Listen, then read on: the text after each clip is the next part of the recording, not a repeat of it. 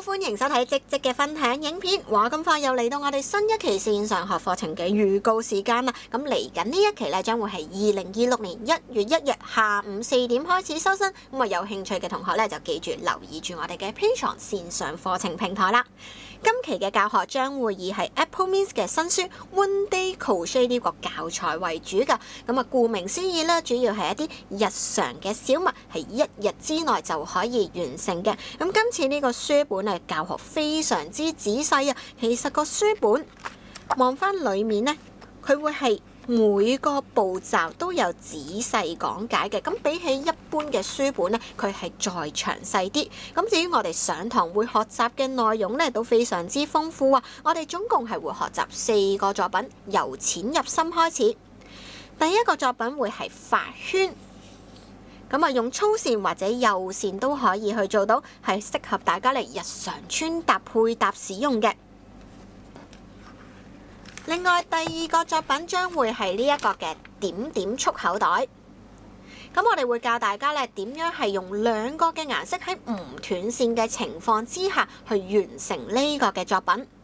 咁無論係用一啲嘅冷線或者係用一啲嘅棉線咧，都係可以做到㗎。咁啊，適合放置一啲日常小物。咁除咗我哋剛才有講過嘅一啲點點袋之外咧，呢本書仲有另外一個特點係一個波浪紋嘅裙擺袋。咁佢可以係做3層裙擺，又或者係1層嘅大裙擺。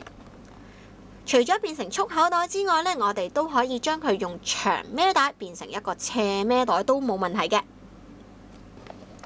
咁啊，另外今期會有個難度比較高少少嘅作品啊，就係呢一個嘅換色部分。咁啊，一般我哋做手袋咧，好多時都係學習橫紋嘅款式，係每行換色㗎。咁今次我哋難度升級，將會係學直紋。咁啊，直紋嘅難度係在於咧，我哋做嘅時候需要每針咁樣去換顏色。咁啊，新手同學都唔需要擔心，因為我哋有前面嘅作品做熱身之後咧，嚟到呢個作品應該會相對上容易啲㗎啦。咁我哋舊同學咧，亦都可以趁呢個作品咧，去嘗試一下換顏色嗰個動作嘅變化。咁啊，除咗直紋之外咧，其實橫紋咧都會係喺書本入邊。咁老師咧亦都會係講解呢一個嘅圖解部分㗎。咁啊，呢本教材嘅學習內容咧，真係非常之豐富啊！咁啊，最好嘅都係入邊有好仔細嘅教學。咁啊，就算咧上堂睇完老師嘅教學影片，想重溫嘅時候咧，其實掀翻個書本咧就可以得到你哋要嘅答案啦。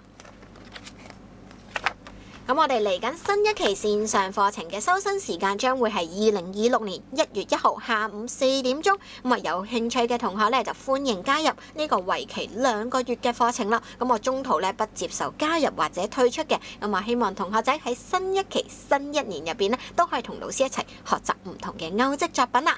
咁我哋新一期課程見，拜拜。